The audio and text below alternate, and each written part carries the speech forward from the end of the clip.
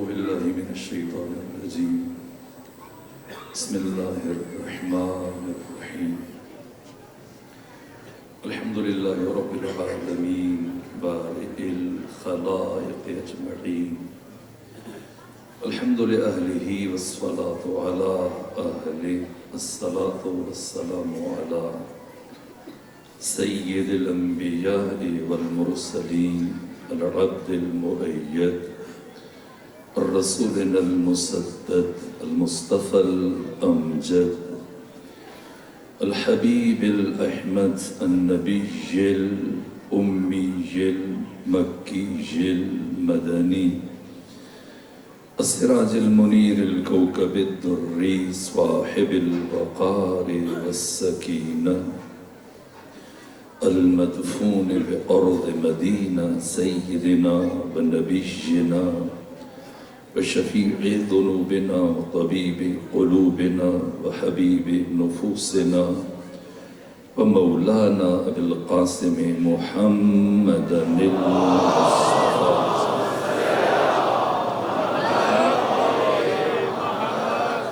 وأهل بيته الأطيبين الأطهرين الأنجبين المعصومين المظلومين ورحمة الله على أحبابهم وأصحابهم وشيعتهم ومحبيهم ومواليهم أجمعين ولعنة الله على أعدائهم ومنكري فضائلهم وغاصبي حقوقهم من جرم عداوتهم إلى الآن ومن الآن إلى قيام يوم الدين وبعد يوم الدين أما بعد فقد قال حق سبحانه وتعالى يا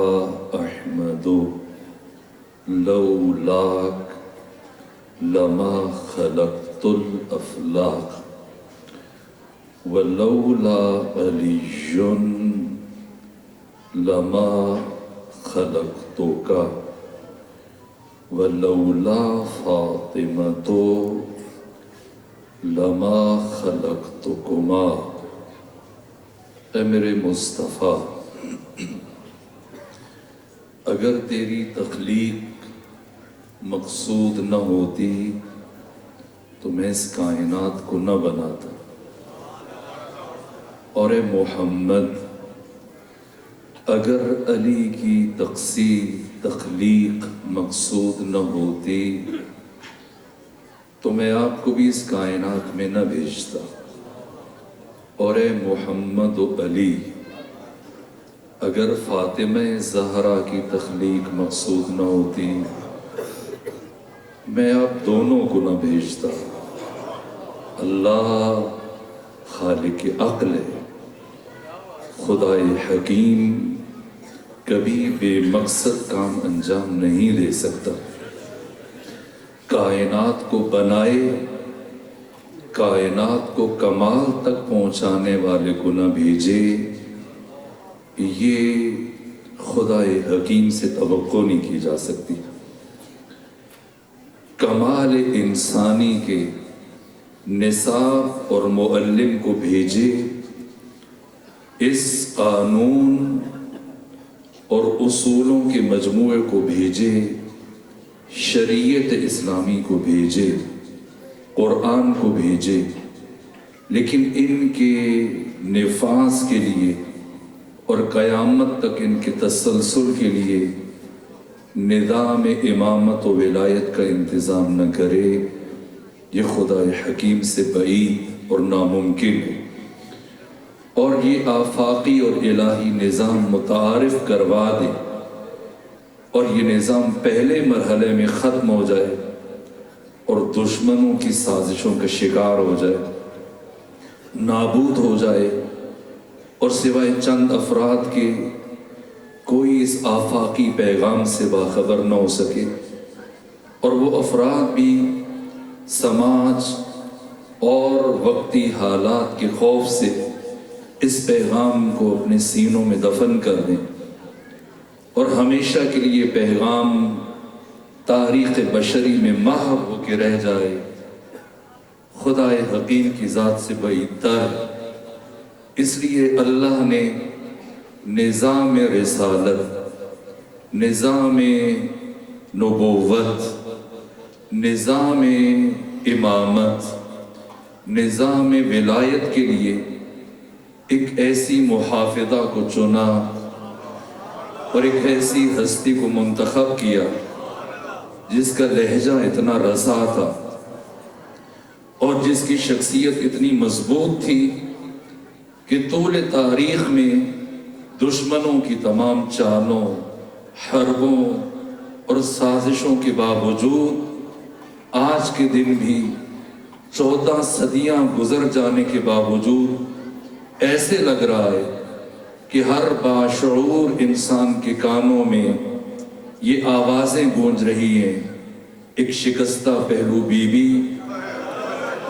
ہر باضمیر انسان سے یہ خطاب کرتے ہوئے محسوس ہو رہی ہیں، ایھا الناس اعلموا انی فاطمۃ بنت نبیکم، اے لوگوں پہچان لو میں تمہارے نبی کی بیٹی فاطمہ زہرا ہوں۔ فاطمہ کون ہے؟ میں نے کل آپ کی خدمت میں عرض کیا، جیسے علی فرماتے کہ بعض لوگوں کی آنکھیں ان کی عقل میں، بعض کی عقل ان کی آنکھوں میں، کبھی ایسی چیزیں جن کا تعلق معقولات سے ہے، بعض سادہ لوگ انہیں حواس سے دیکھنے کی کوشش کرتے ہیں، کبھی ان کی حقیقت کو دریافت نہیں کر سکتے، لیکن کچھ افراد اتنے دقیق ہوتے ہیں جو محسوسات کو بھی معقول کی نگاہ سے دیکھتے ہیں۔ محسوسات سے قابل رؤیت نہیں ہے کچھ حقائق اس کائنات کے، اس لیے کہ محسوسات کا دائرہ بہت محدود ہے۔ ان حواس سے اور ان آنکھوں سے بشر کیا دیکھ سکتا ہے؟ اس کائنات کی حقیقتیں جو جواہر پر مشتمل ہیں، کیا اس آنکھ سے بشر کے لیے قابل رؤیت ہیں؟ نہ، جواہر حیطہ بشر سے خارج ہیں، وہ حواس خمسہ کی رینج سے مابرا ہیں۔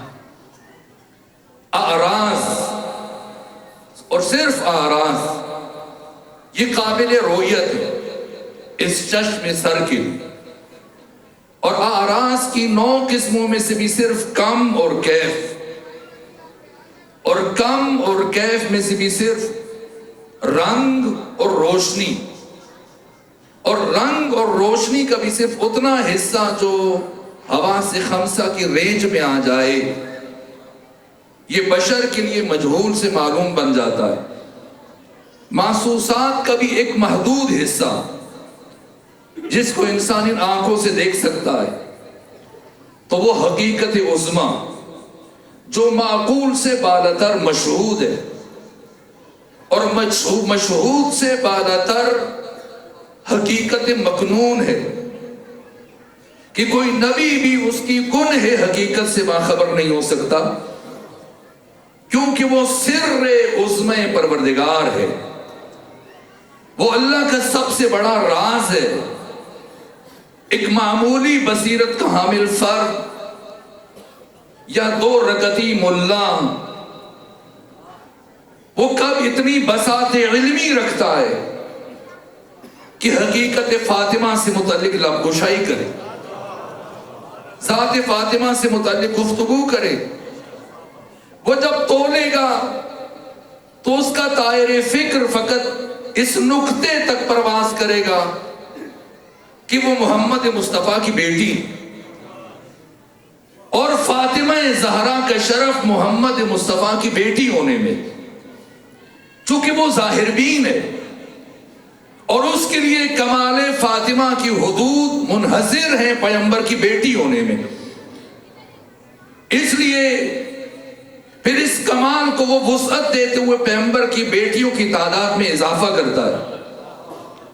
نہ، کمال فاطمہ پیغمبر کی بیٹی ہونے میں نہیں ہے، نہ زوجہ ولایت ہونے میں، نہ مادر امامت ہونے میں، فاطمہ زہرا کی پہچان فاطمہ ہونے میں۔ بظاہر یہ بی بی لباس بشری میں آئی، پیکر انسانی میں آئی، لیکن آپ کے تعارف کے لیے عقل کل، امام الانبیاء اور سید الرسل محمد مصطفیٰ صلی اللہ علیہ وآلہ وسلم نے فرمایا کہ فاطمہ کون ہے؟ بی بی کے تعارف میں فرمایا فاطمہ حوراء انسیہ ہے۔ اب سمجھنا پڑے گا پیغمبر کے ادب کا راز کیا ہے۔ پیغمبر کا ادب احترام فاطمہ احساسات کی بنیاد پر نہیں ہے، جذبات کی بنیاد پر نہیں ہے، عواطف کی بنیاد پر نہیں ہے۔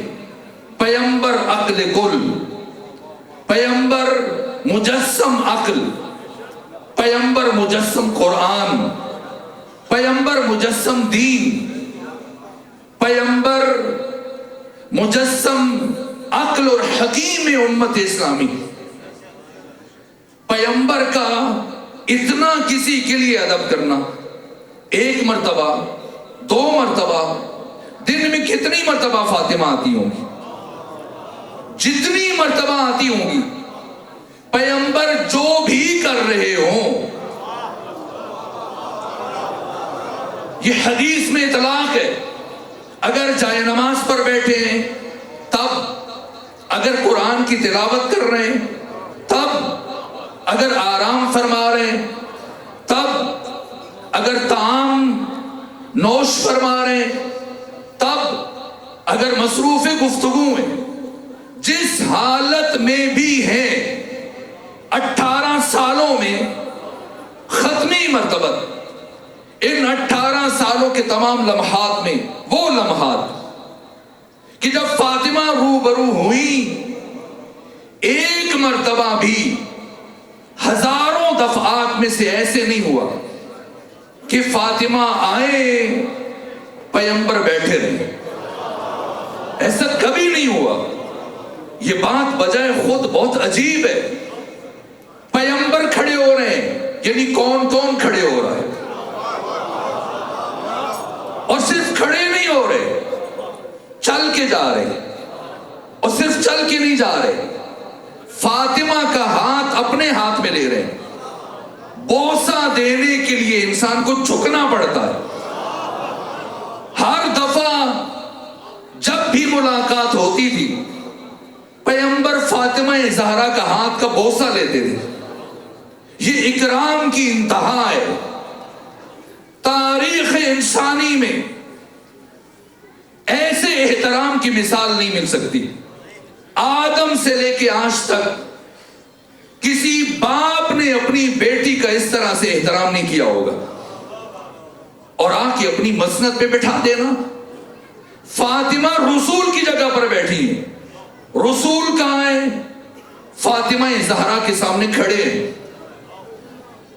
رسول کی زندگی کا آغاز اور انجام فاطمہ، مبدا اور منتہا فاطمہ ہے، اول و آخر فاطمہ ہے۔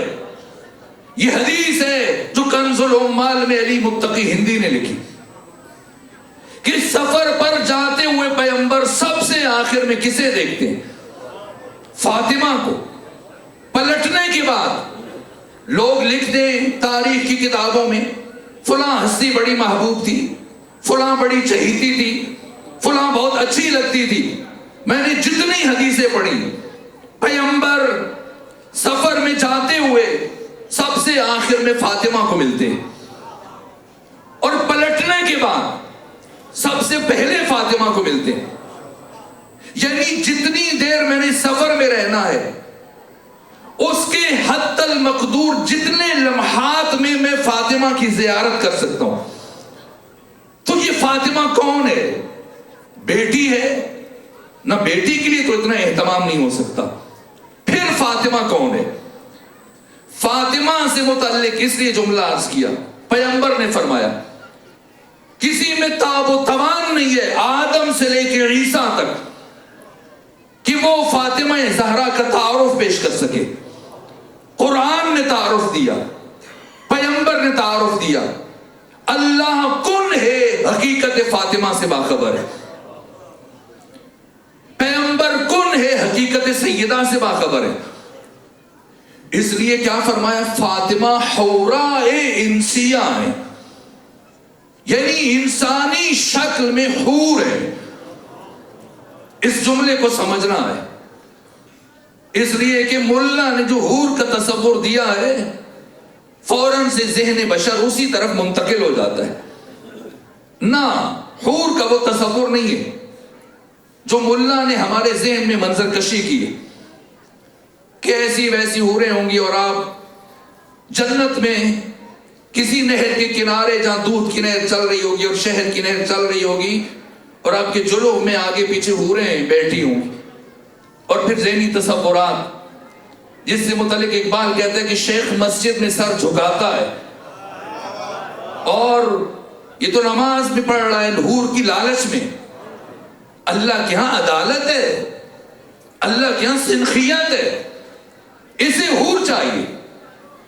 مثلا مجھے معاف کیجئے، ایسے نام مجھے ممبر سے لینے اچھے نہیں لگتے، لیکن چونکہ معروف ہیں تو عرض کر رہا ہوں، جو ایسے افراد امت کی قیادت کر رہے ہیں، رہبری کر رہے ہیں اور حوروں سے متعلق جو گفتگو بھی کرتے ہیں بیان بھی کرتے ہیں، جیسے مثلا اب فرض کیجئے ہمارے یہاں کی معروف مولوی صاحب ہیں فضل الرحمان، یہ بھی تو حور کی دعا مانگتے۔ اگر ان جیسے کسی فرد کو حور مل جائے تو کیا یہ اللہ کی بارگاہ میں عدالت ہے؟ اسے تو حور ملی ہے، حور کو کیا ملا ہے؟ اس کے ساتھ نوازش ہے، کیا حور کے ساتھ ظلم نہیں ہے؟ اسی لیے مرحوم اقبال نے کہا کہ حور شیخ مسجد میں سر جھکاتا ہے، حور جنت میں کانپ جاتی ہے کہ یہ میرے خواب دیکھ رہا ہے، مجھ سے مثال چاہتا ہے، مجھ سے ملنا چاہتا ہے۔ نہ، یہ تصور حور نہیں ہے جو ملا نے دیا۔ اس کی عبادت کا تصور حور سے شروع ہو کر حور پر ختم ہو جاتا ہے، اپنے مقتدی کو بھی بتاتا ہے، لیکن ہمیں جو معصومین نے بتایا حور کیا ہے، یہ تصور حور نہیں ہے۔ یہاں دال چھوڑو وہاں گوشت ملے گا، یہاں ایک بدصورت شکل کی حامل خاتون کو چھوڑ دو وہاں خوبصورت عورت مل جائے گی، حور۔ نہ، یہ تصور حور نہیں ہے۔ جنت شہوات کا مقام نہیں ہے، جنت لطائف کا مقام ہے۔ یہاں جنت میں پہنچنے کے بعد دیکھیے انسان جب اپنی ماں کی شکم میں ہے تو اس کی خوراک کیا ہے؟ کیا خوراک ہے؟ وہی خوراک ہے جس کی وجہ سے خاتون مہینے کے بہت سارے دن نماز نہیں پڑھ سکتی، اور وہی چیز خوراک ہے جس کی وجہ سے روزہ نہیں رکھ سکتی۔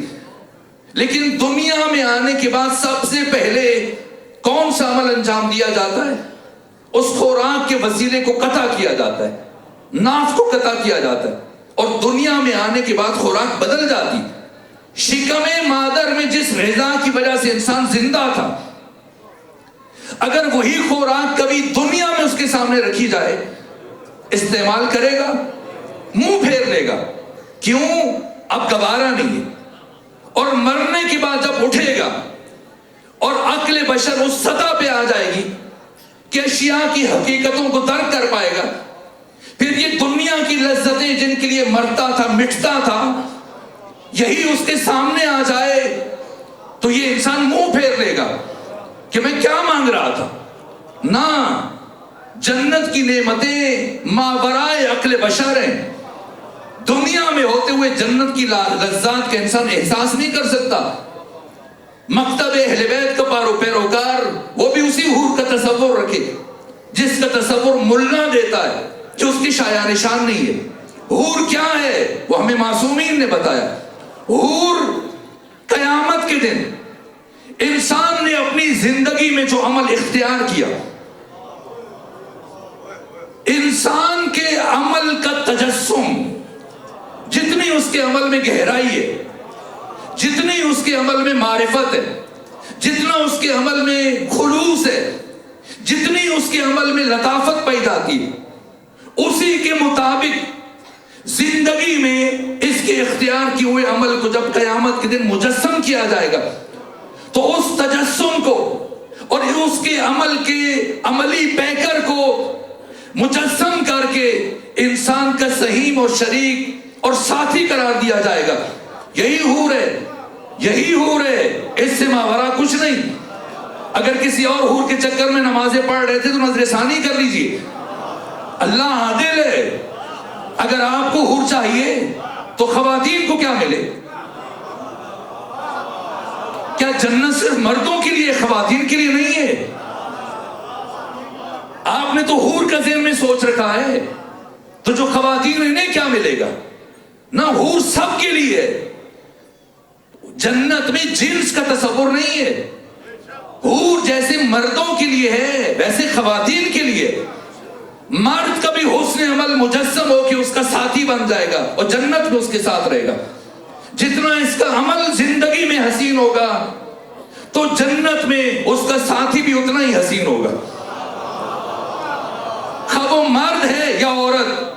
حور کردار انسانی کا تجسم، حور اوصاف انسانی کا تجسم، حور اعمال انسانی کا تجسم۔ اگر میں اشارہ کر سکا اور اپنی بات کسی حد تک پہنچا سکا، کس مختصر وقت میں اس سے زیادہ نہیں بات کر سکتا تھا، تو پیغمبر گرامی اسلام نے فاطمہ زہرا کے تعارف میں کیا فرمایا؟ فاطمہ زہرا حوراء انسیہ ہیں، یعنی انسانی شکل میں حور ہے۔ یعنی کیا مطلب؟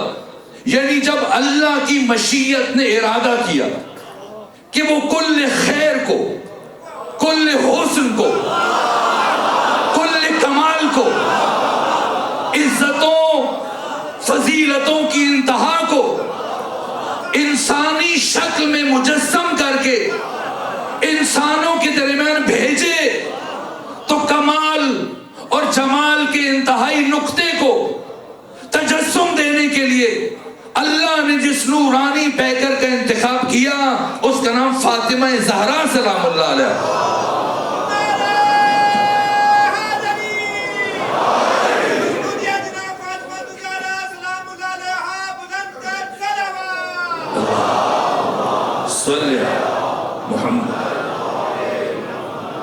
ہر فضل، ہر شرف اپنے اوج پر، اپنے عروج پر، اپنے نقطہ کمال پر ہے۔ اس لیے اللہ کو ساری کائنات میں سے علی کے علاوہ کوئی ذات اس لائق نظر نہیں آئی کہ اسے فاطمہ زہرا کا ہم کف، ہم سر اور برابر قرار دے سکے۔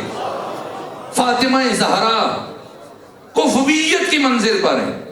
اور کیا خطبہ ہے بی بی کا، کہاں سے شروع کیا، کہاں سے ختم کیا۔ مجھ سے خواہش کی کہ چند لفظ خطبے کے عرض کروں۔ کھڑی ہوئی بنو ہاشم کی خواتین کے جلوہ میں کھڑی ہوئی، اور کہاں سے شروع کیا۔ عجائبات ہیں۔ آیت اللہ وحید خراسانی فرماتے ہیں فاطمہ زہرا نے علم اور ادب کی دنیا میں شق القمر کر دیا، بے نظیر و بے مثال۔ ڈاکٹر عائشہ بنت الشاطی بلاغات النساء اس کے مقدمے میں یہ جملے لکھتی ہیں کہ ابن ابی الحدید معتزلی اہل سنت عالم، انہوں نے جب خطبہ سیدہ کو اپنے معاصر ایک اور عالم کے سامنے پیش کیا تو وہ ششدر و حیران رہ گئے، ان کا دہن کھلے کا کھلا رہ گیا، اور کئی دن مسلسل بی بی کے خطبے کو پڑھتے رہے۔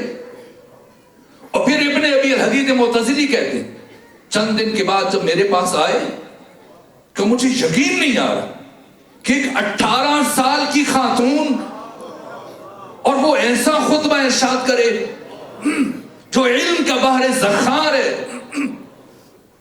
مجھے لگتا ہے کئی دن مسلسل علی نے کوشش کر کے یہ خطبہ فاطمہ زہرا کو یاد کروایا ہوگا. اہل علم، اہل دانش، اہل بصیرت جب کھولتا ہوگا واقعی حیران ہو جاتا ہے. آج علماء اور عرفاء شر پہ شر لکھے جا رہے ہیں. کہاں سے شروع کیا؟ فرمایا الحمدللہ علی ما انعم وَلَهُ الشُّكْرُ عَلَى مَا أَلْهَمَا وَالثَّنَاءُ بِمَا قَدَّمَا. عجیب ہے، حمد الگ مرحلے کے لیے، شکر الگ مرحلے کے لیے، ثنا الگ مرحلے کے لیے. حمد کیوں بیان کی؟ کس موقع پر؟ حمد ہے ان نعمتوں پر جو اللہ نے ہمیں عطا کی، اور شکر ہے جو اللہ نے ہمیں الہام کیا. عجیب ہے واقعاً. میں ان کے احترام میں 2 جملے عرض کر رہا ہوں اور آگے بڑھنا چاہتا ہوں.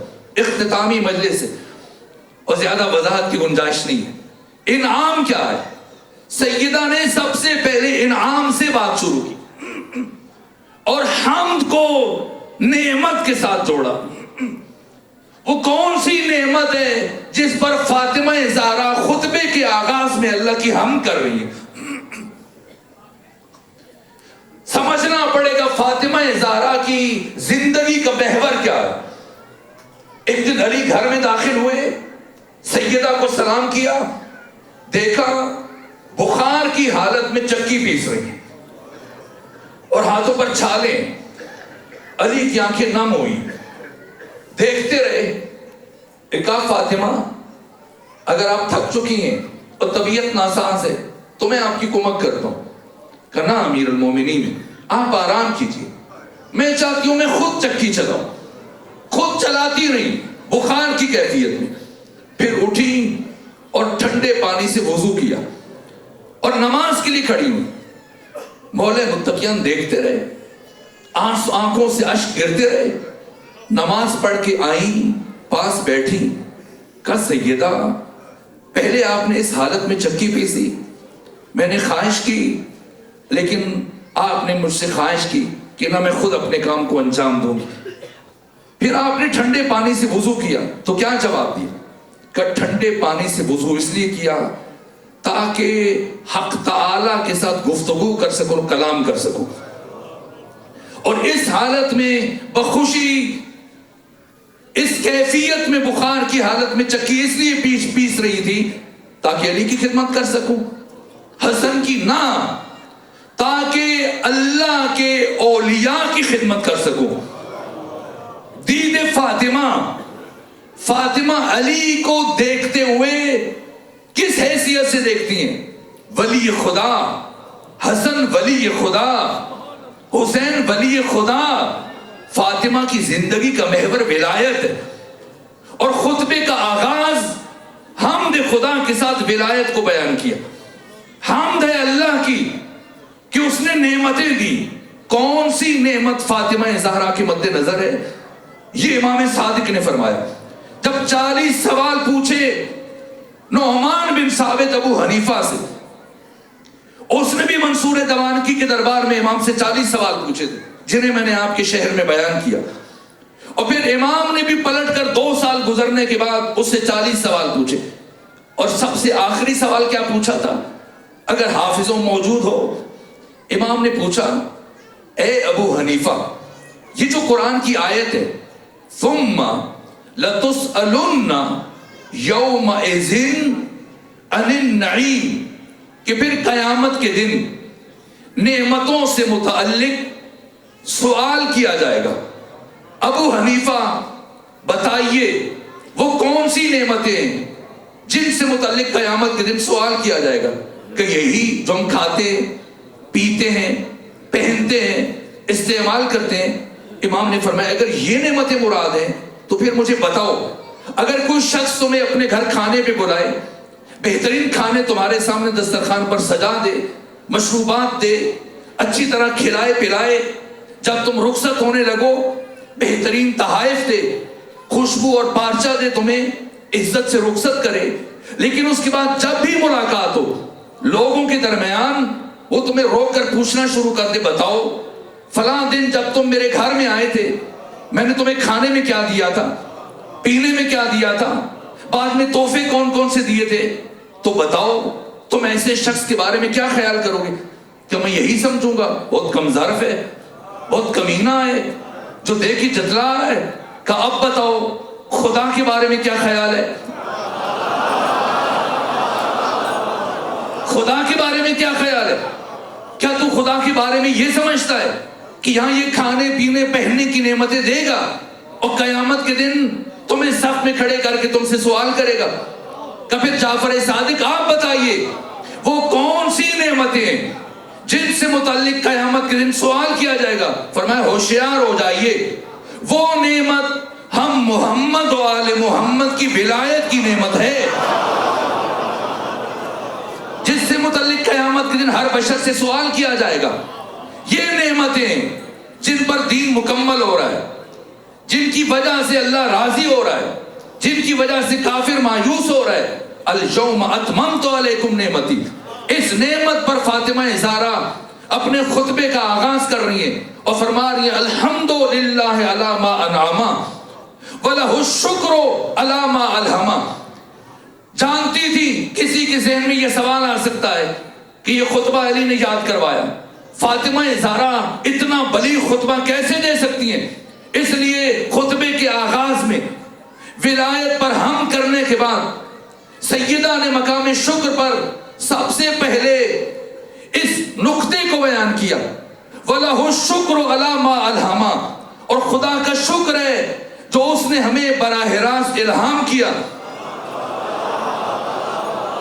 یعنی ہم اس عالم ہست و بود میں فاطمہ زہرا کسی کی شاگرد نہیں ہے، فاطمہ زہرا صرف اور صرف شاگرد پروردگار ہے۔ فاطمہ زہرا کا معلم، مرشد، استاد صرف اللہ ہے، اور جب اس کائنات میں پیدا ہوئی تو عالمہ آئیں۔ خود سیدہ نے فرمایا، اس حدیث کو آیت اللہ وحید خراسانی نے، شیخ جواد تبریزی نے، آیت اللہ بہبہانی نے، خمینی بچکن نے، نوری حمدانی نے، تقی مصباح یزدی نے، آیت اللہ قمرئی، سب نے بیان کیا منشأ علم فاطمہ، جسے دربار میں اشارہ کر رہی ہے دوسرے مرحلے پر اپنے کلام کے آغاز میں۔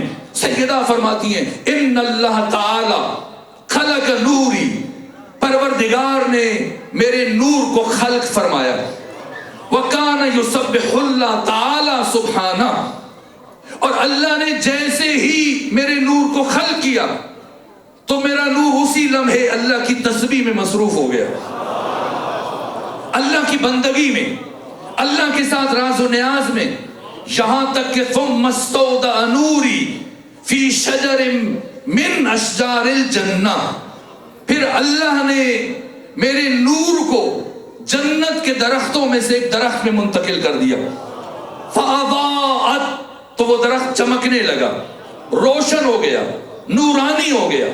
وَإِذَا دَخَلَ أَبِي مُحَمَّدْ لَيْلَةَ الْمِعْرَاجِ فِي الْجَنَّةِ، اور جب شب معراج میرے بابا محمد مصطفیٰ جنت میں داخل ہوئے، الہمہ اللہ الیہ الہامن، تو اللہ نے میرے بابا کے دل پر یہ الہام کیا، یا ایھا الرسول کل من تلک الشجرہ، اے رسول اس درخت سے کھا لیجئے، فاکل ابی، تو میرے بابا نے کھا لیا، ثم استودع نوری الی صلب ابی محمد، تو یوں اللہ نے میرے نور کو اس درخت سے میرے بابا کے صلب میں منتقل کر دیا، اور وہاں سے الی خدیجہ ابن خویلد یہ نور منتقل ہوا جناب خدیجہ کی طرف، فوضعتنی، اور میں دنیا میں آ گئی، لیکن میں ہوں کون؟